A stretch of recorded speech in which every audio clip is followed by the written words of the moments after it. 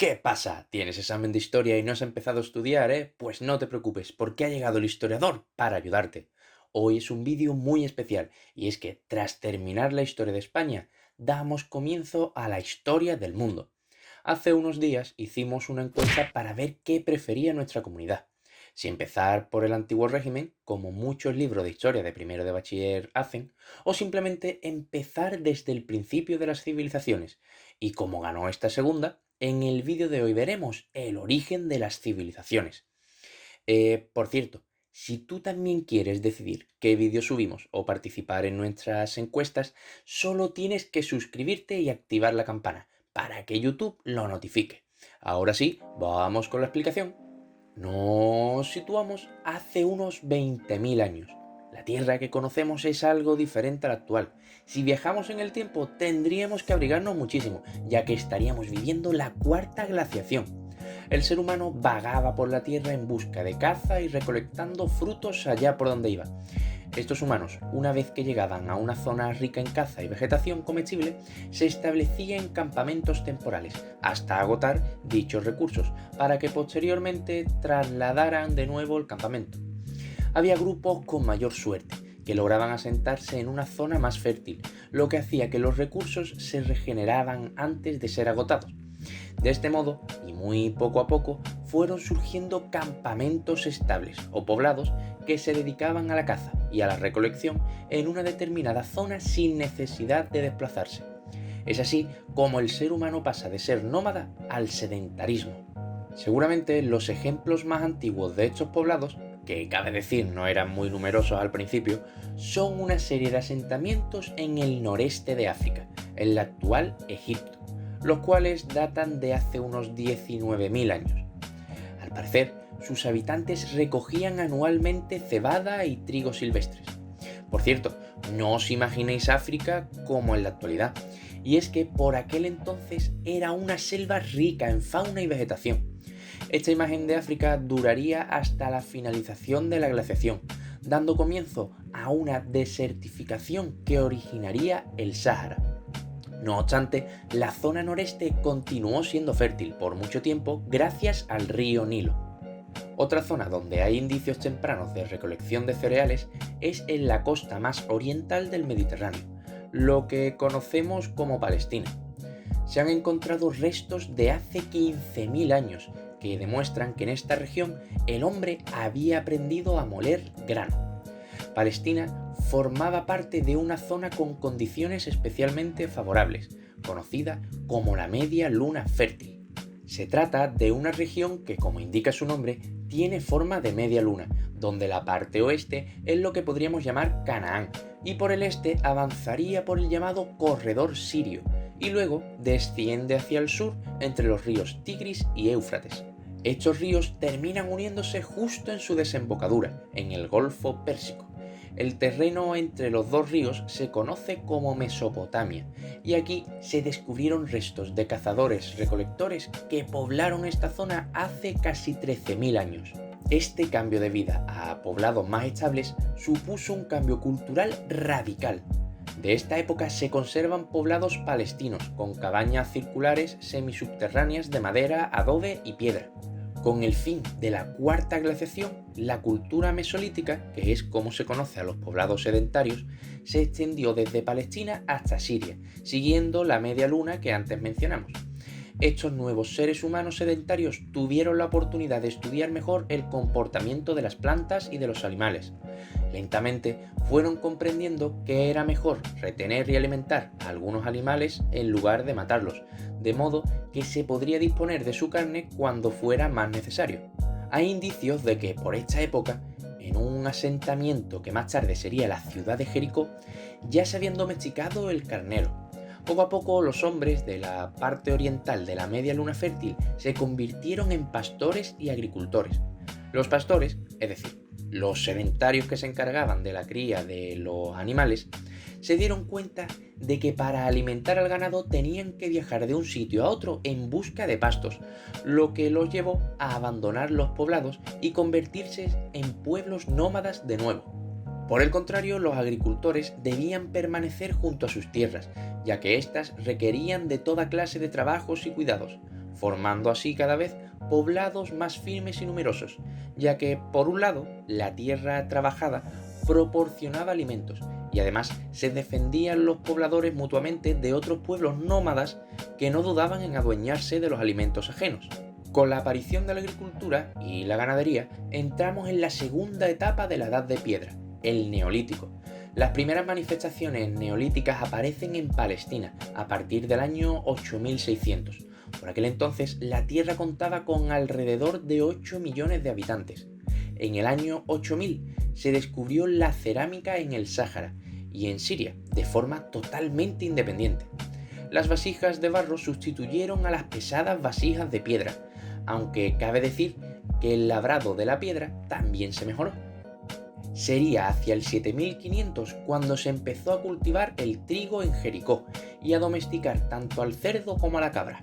Palestina se situaba en aquel entonces a la cabeza de la civilización, alrededor del año 7000. Las cabañas circulares habían sido sustituidas por casas rectangulares, con habitaciones, paredes y suelos cubiertos por arcilla. Sus pobladores enterraban a los difuntos bajo las casas, pero antes les separaban el cráneo, lo cubrían de arcilla y lo adornaban con pinturas, como forma de ritual religioso. Religión que en aquel entonces se basaba simplemente en implorar clemencia al dios del sol, del trueno, de la tormenta, que por aquel entonces era lo poco que se les escapaba a su dominio o comprensión. Por el 7000 la densidad de población aumentó considerablemente, se domesticó el buey y se exploraron muchas innovaciones, como la fabricación de recipientes de cal, aunque estas técnicas no tuvieron gran continuidad. La agricultura se expandió hasta la actual Turquía y hacia el 6500 encontramos agrupaciones de pueblos de cerca de 6000 habitantes. A finales del milenio aprendieron a fundir el cobre para fabricar adornos y, lo más importante, puntas de lanza. Por esta época, en la actual México, también se empieza a conocer la agricultura. Alrededor del 6000, las técnicas de agricultura se perfeccionaron con inventos como la hoz y la azada. La cerámica se extendió, y como el Éufrates y el Tigris suministraban excesiva agua en primavera y muy poca el resto del año, se fundaron poblaciones de obreros que construían presas y canales para almacenar y distribuir el agua. Los agricultores comenzaban a producir mucho más de lo que necesitaban para consumo propio, por lo que muchos decidieron especializarse en un tipo de cultivo con el que poder canjear el excedente por otro bien. Sería en esta época cuando se fundan ciudades tan famosas como la de Ur o Nínive. En Egipto, mientras tanto, la vida era mucho más apacible y estable, por lo que continuaron en el Mesolítico cazando y recolectando. Por el contrario, la cultura neolítica se extendió hacia Europa y hacia el 6000 aparecerían las primeras comunidades agrícolas en el sureste de Europa y a lo largo del Mediterráneo. Asimismo, apareció la agricultura en el Valle del Indo, en el actual Pakistán. Durante el quinto milenio, el Neolítico se expandió y se consolidó en Europa, Asia y África, con tal prosperidad que se pasó de 10 millones de habitantes a 50. En Europa y África se evoluciona al megalítico, caracterizado por la construcción de monumentos de piedra que debían estar asociados a nuevos rituales y creencias. En América, el progreso fue mucho más lento, y en algunas zonas de México o Perú hubo pueblos de cazadores-recolectores que empezaron a llevar una vida sedentaria. En China se formaron asentamientos mesolíticos a lo largo del río Huanghe, donde aprendieron a cultivar el arroz, y en los Urales surgió una nueva cultura de pastores nómadas, entre el mar Caspio y el mar Negro, cuyos integrantes hablaban una lengua común conocida como indoeuropeo. La desembocadura del Tigris y Éufrates se convirtió en la zona más próspera y rica gracias al sistema de canales que antes mencionamos, ya que propició que se pudiera aprovechar en la totalidad las posibilidades que ofrecían los ríos. Comenzó a florecer el comercio y los mercaderes inventaron el antecedente de la escritura, el sello, y esto se debe a que los recipientes de barro se marcaban con sellos planos que imprimían un relieve distintivo de su propietario o de su contenido. Hasta aquel entonces, las aldeas pequeñas estaban formadas por pocas familias que obedecían a algún patriarca, pero las grandes ciudades, que comenzaban a ser habitadas por casi 10.000 personas, requerían de una organización que no descansara en vínculos familiares. Es así como en algunas ciudades de Mesopotamia, pasaron a convertirse en ciudades-estado. La ciudad dominaba y cultivaba las tierras de su entorno y era gobernada por un rey. La administración corría a cargo de los sacerdotes, que ejercían de tesoreros y recaudadores de impuestos, y al ser la autoridad que hacía de unión con los dioses, la religión se fue consolidando. El templo se convirtió en el centro de cada ciudad y además surgía la aristocracia y una burguesía que originó la demanda de adornos, tejidos y obras de arte. En la península del Sinaí se descubrió la fundición del cobre y el sistema se extendería rápidamente hacia Mesopotamia y hacia Egipto. Esto se sabe porque en torno al 4500 el sur de Canaán fue invadido por un pueblo que conocía la fundición del cobre. Por aquella época aparecen también los primeros pobladores neolíticos en Egipto, junto al lago Moeris, los cuales utilizaron el mismo sistema de canales con el Nilo como se usó en Mesopotamia con el Tigris y el Éufrates.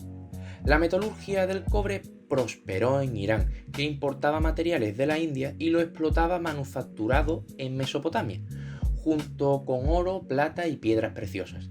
El cobre fue especialmente útil en Mesopotamia, ya que el oro y la plata eran blandos y solo servían para decorar. El cobre, en cambio, era duro y servía para fabricar armas más efectivas que la piedra, armas con las que repeler incursiones nómadas, que ya se hacían cada vez más frecuentes. Las ciudades-estado comenzaron a fortificarse, mientras que Egipto, al estar rodeada de mar, el desierto y las cataratas del Nilo, le permitió vivir mucho más apacible que Mesopotamia. Hacia el 4000, la Baja Mesopotamia no pudo resistir mucho más tiempo la presión de los pastores nómadas, que acabaron por invadir la región desde los montes Zagros y se asentaron en ella, sumiéndola en una profunda crisis. Y hasta aquí el vídeo de hoy. ¿Sabríais decir cómo continúa la historia y qué territorio destacó por encima de todos? Déjanoslo en la cajita de comentarios y recuerda dejar tu like y suscribirte, que no cuesta absolutamente nada. Comparte el vídeo si te ha gustado para que tus compañeros también aprueben. Nos vemos en el próximo vídeo. Adiós.